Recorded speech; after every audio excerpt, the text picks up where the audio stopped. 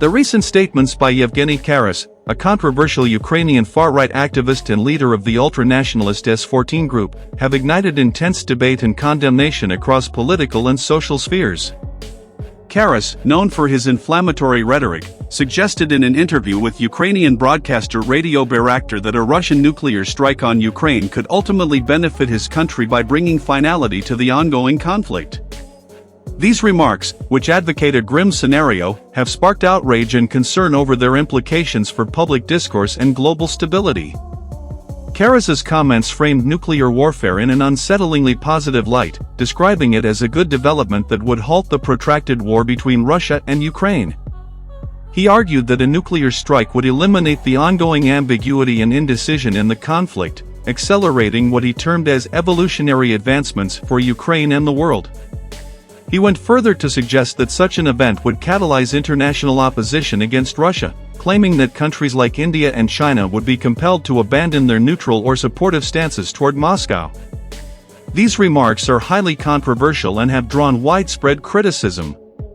Many observers view them as a dangerous trivialization of the catastrophic human and environmental consequences of nuclear warfare.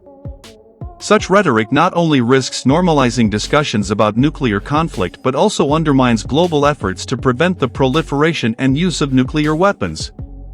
S14, the organization Karas leads, has long been at the center of controversy in Ukraine and beyond. The group, classified as far-right and ultranationalist, has been accused of promoting xenophobia, hate speech, and extremist ideologies. While S14 has been involved in nationalist movements and protests against Russian aggression, its methods and messaging have often alienated mainstream Ukrainian society and drawn criticism from human rights organizations. Karas's latest comments align with the group's reputation for provocative and divisive rhetoric but mark a significant escalation in the type of scenarios being publicly entertained. The potential fallout from such comments is multifaceted. Domestically, they risk further polarizing Ukrainian society, where the ongoing war has already created significant divisions and hardships. While there is widespread national resistance against Russian aggression, voices like Karas's complicate efforts to unify the country under a cohesive narrative of defense and reconstruction. His remarks may also inadvertently provide ammunition for Russian propaganda, which frequently seeks to portray Ukraine as a hub for extremist ideologies. Internationally, these statements could damage Ukraine's reputation and its relationships with key allies. As the war continues, Ukraine relies heavily on support from Western nations, which provide military, economic, and humanitarian aid. The perception of extremist rhetoric within Ukraine's activist community could raise concerns among these allies about the political and social dynamics of the country they are supporting. While Karas does not represent the Ukrainian government, his prominence as a public figure risks conflating his views with broader national sentiment in the eyes of foreign observers. Experts have weighed in on the potential ramifications of such discourse. Political analysts warn that normalizing discussions about nuclear conflict, even hypothetically, could erode global norms against the use of nuclear weapons. The world has largely adhered to the principle of nuclear deterrence, wherein the existence of these weapons serves to prevent their use through the promise of mutually assured destruction. Comments like Karas's challenge this principle, potentially emboldening other actors to view nuclear conflict as a viable or even desirable option. Human rights advocates have also condemned the remarks, emphasizing the need to prioritize humanitarian considerations in any discussion of war. They point out that the use of nuclear weapons would result in indiscriminate loss of life, severe environmental damage, and long-lasting socio-economic repercussions. Such outcomes would contradict the fundamental principles of human rights and international law, which seek to minimize harm and protect civilian populations during conflicts. The Ukrainian government has not officially responded to Karas's comments, but officials may feel compelled to distance themselves from his rhetoric to avoid diplomatic fallout. President Volodymyr Zelensky's administration has worked hard to project an image of Ukraine as a modern, democratic nation fighting for its sovereignty against an authoritarian aggressor. Voices like Karas's undermine this narrative and could complicate Ukraine's efforts to garner international sympathy and support.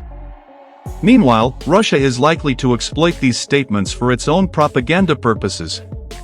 The Kremlin has consistently sought to paint Ukraine as a haven for extremist ideologies, using such narratives to justify its military actions and rally domestic support. Karas's comments provide a convenient talking point for Russian media, which may use them to delegitimize Ukraine's resistance and bolster claims that Russia is acting to denazify its neighbor, a narrative widely dismissed by international observers as baseless and cynical. The broader context of Karas's remarks reflects the deepening frustration and desperation felt by many Ukrainians as the war drags on with no clear end in sight. Since Russia's invasion in February 2022, Ukraine has endured immense suffering, with thousands of lives lost, millions displaced, and entire cities reduced to rubble. The prolonged conflict has tested the resilience of the Ukrainian people and strained the country's resources.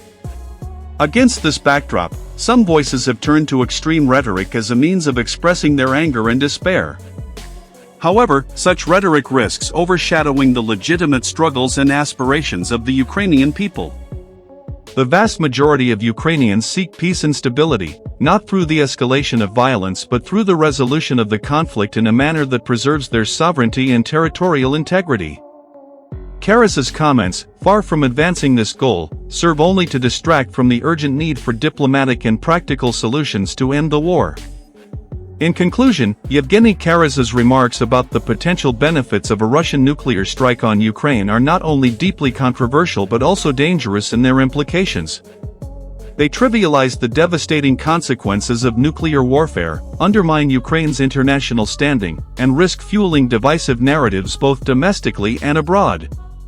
As Ukraine continues to navigate the immense challenges posed by the ongoing war, it is essential for voices of reason and unity to prevail over those that seek to exploit fear and extremism for personal or ideological gain.